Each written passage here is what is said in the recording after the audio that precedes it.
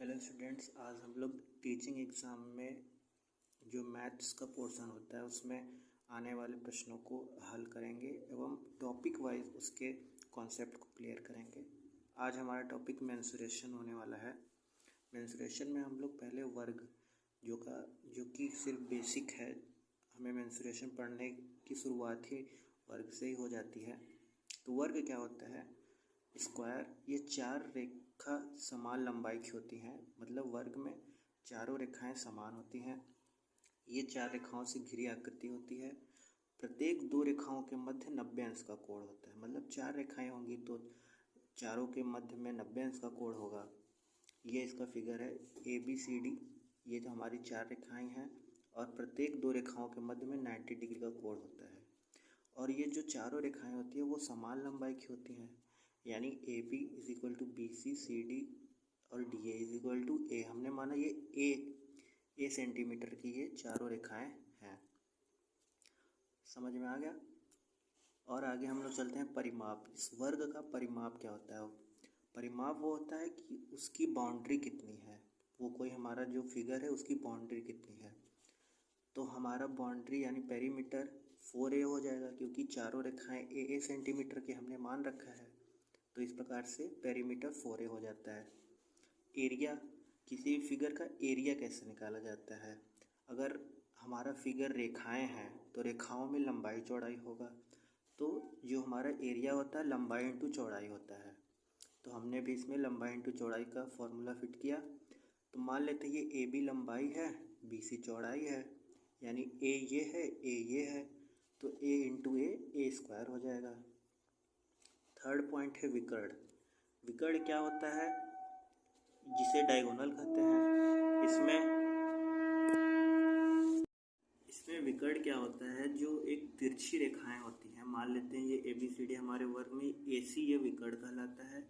उसी प्रकार से DB भी एक विकर्ण है। तो किसी वर्ग में दो विकर्ण हो सकते हैं और विकर्ण की लंबाई A√2 होती है। यहाँ A क्या है? वही भुजा की लंबाई और √2, और ये हमें पता करना है A√2 यानी AC, यानी विकर्ण ये आया कैसे। इसके लिए हम लोग पाइथागोरस प्रमेय का उपयोग कर सकते हैं। तो हमें पता है कर्ण का स्क्वायर बराबर लंब का स्क्वायर धन आधार का स्क्वायर, और इनके बीच पाइथागोरस प्रमेय कब लगता है? जब इनके मध्य 90 अंश का कोण होता है। 90 तो होता ही है, तो यहाँ पे हम लोग पाइथागोरस प्रमेय लगा सकते हैं। AC का square is equal to AB की स्क्वायर प्लस BC की स्क्वायर। अब फिर हमें मान बस रख देना है। तो AC यहाँ से स्क्वायर हमने हटाया, इस तरफ पूरा रूट लगा दिया। फिर AB स्क्वायर, AB क्या है? A स्क्वायर, BC भी क्या है? A स्क्वायर, फिर वो हो जाएगा √2A स्क्वायर। इसमें से अगर A स्क्वायर बाहर लेंगे तो वो A हो जाता है।